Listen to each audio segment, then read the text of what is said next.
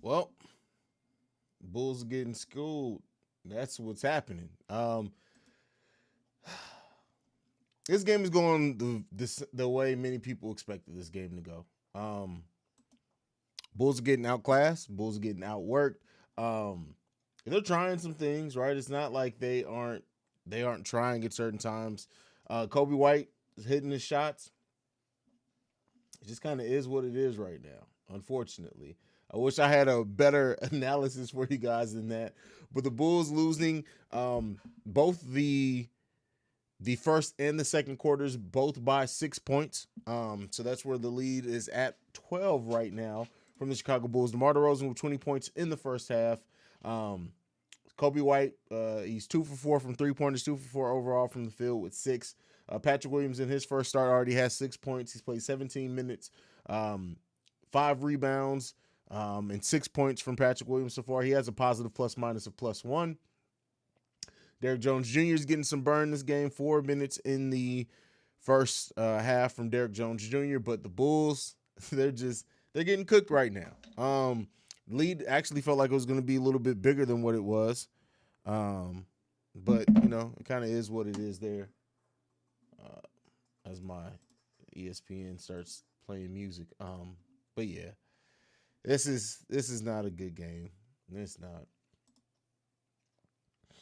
Dylan says Derrick Jones Jr. needs consistent minutes. Billy got to figure something out for sure. Like I said, I really do think that they probably have been resting him to give his hand time to heal much, and not as much as like Derrick Jones falling out of Billy's rotation. I really do think it's just trying to let that hand heal for Derrick Jones Jr. Because even the way the Billy's talked at this time, like him saying that they need to figure out a way to work Derrick Jones Jr. back in his backup center, things like that.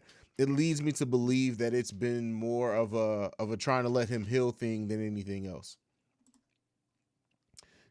I hate my life. This team will kill me. No, it won't. It won't. It's been a good season. It has. Listen, we've been through much worse as Bulls fans. Much worse. Much worse. I can't believe it's another disgusting shooting night for our team. Yeah, kind of just is what it is there. That missed IO layup. Anyway, he missed a dunk too. Like yeah.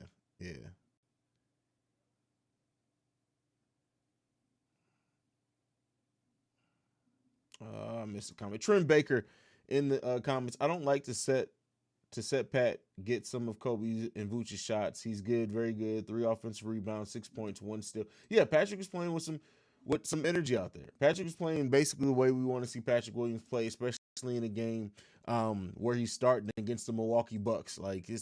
Yeah, and only 17 minutes too.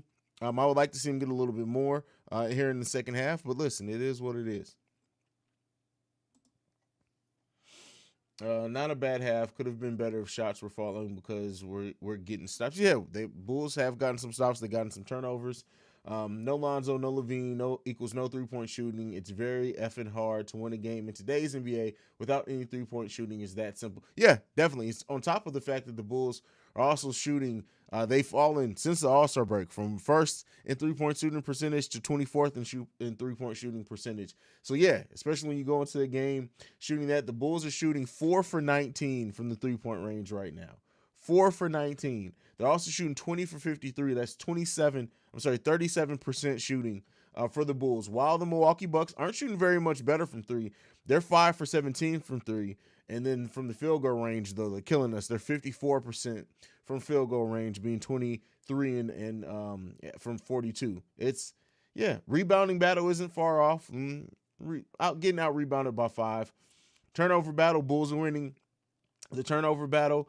So yeah, the Bulls, the lack of shooting, and me and Pat did talk about that over on Locked On Bulls, is that just as much as the defensive slide this team has seen itself on, the 3 point shooting slide as well is affecting the team almost just as much. When you have your defense going down on top of your shooting going down, it's going to be very hard to win games. People are doing a nice job on Giannis. Yep, he is. He is.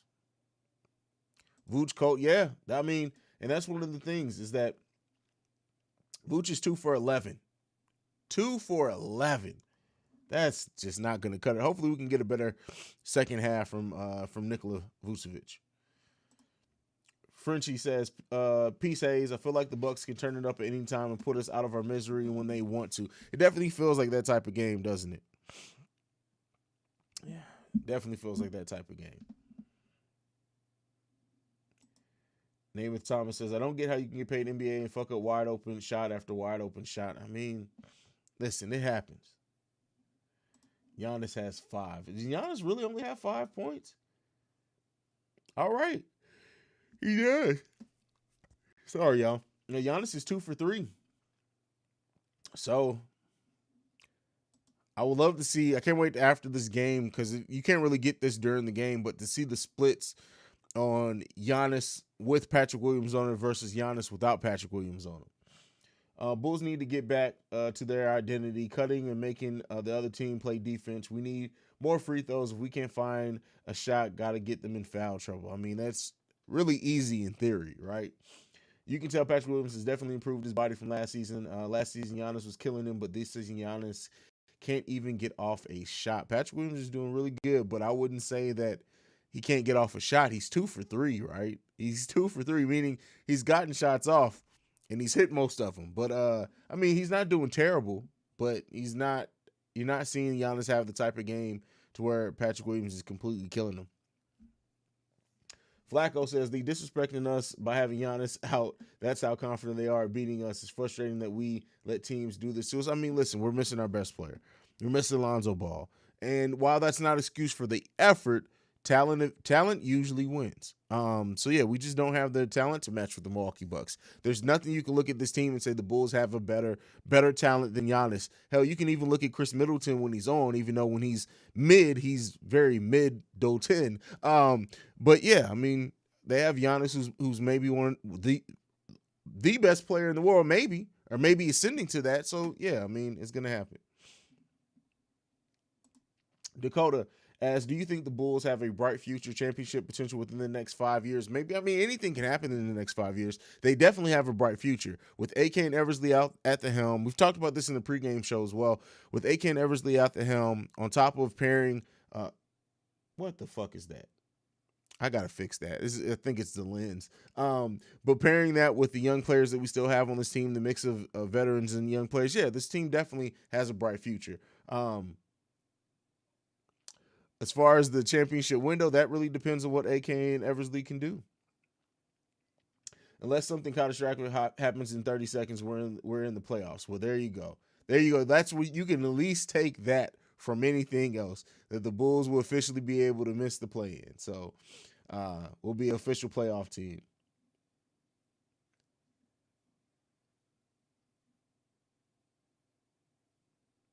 Grayson Allen has 12. Yeah, that's crazy. Bobby Portis is cooking us too. Well, let's celebrate. Let's celebrate. Bulls, for the first time since 2017, are an official playoff team. That happened. Unfortunately, doesn't look like it's going to come via a Bulls win, but the Cavs losing solidifies that. So, hey, there goes some positive news. Ricky says, well, pull everyone. Hey, listen, it's Marco's night. Tell Marco, hey, look, you got this. Kobe, go get this.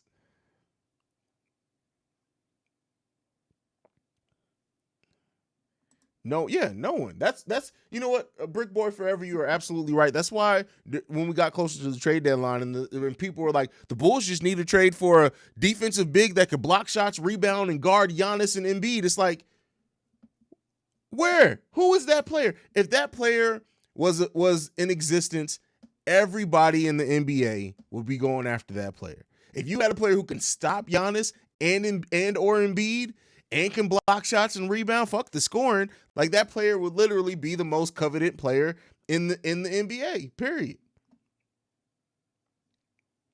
Somebody said Millie got a point. What I miss? The fact that you can clearly see Giannis is not taking this seriously. Say, yeah. I mean, listen, they're not, period. They're not taking us seriously. The Milwaukee Bucks are literally looking at the Bulls like this is a tune-up, right? Like this is for play, right? That sucks, man. That sucks. It sucks.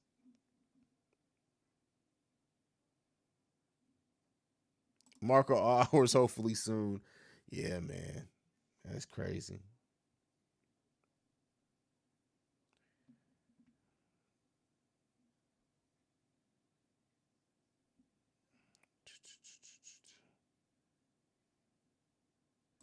I've been saying this for a while. And that's for people who don't really pay attention to basketball. That's when you get the comments like, "Oh, well, we gotta stop Giannis. We gotta stop Embiid." When they know when playoff basketball comes in, especially if you're a good defensive team, it's really about stopping everything else around those players and letting the transcendent players almost go off. There's a reason why LeBron led a finals in overall scoring, but his team lost, right? Because you can't stop certain players. And the best strategy at that point is to really affect everything else around what that player does. So yeah, I mean, you're good basketball mind. I appreciate that from you because there are a lot of people who aren't that who try to talk about basketball.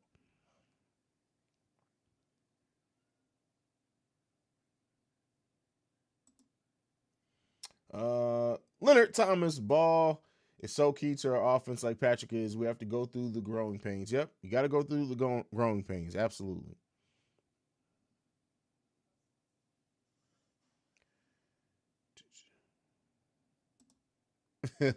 What happened to the legendary February Vooch we were hearing about? You got to ask Shay with that because Shay guaranteed.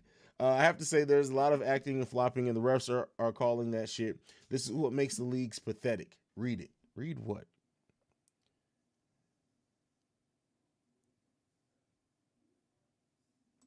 Byron says, "Hey, I'm getting on the bandwagon of getting rid of Vooch more and more."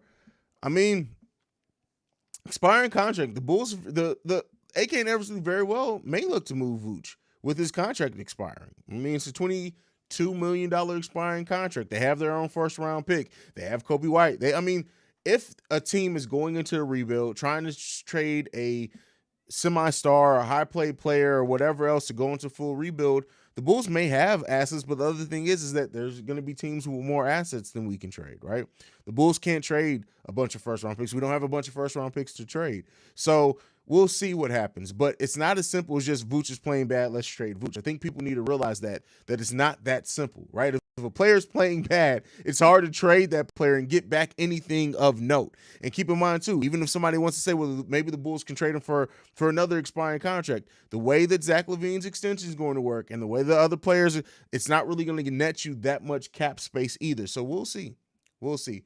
But everybody's saying the game's on. I will see you guys after the game for the post-game live. I have to do Locked On today, right after the game, so I'm not going to go live right after the game ends. It'll probably be about 10 minutes, 10 to 15 minutes after the game ends. But I'll see you guys there at the post-game live stream. Love you guys. Go Bulls. Peace, y'all.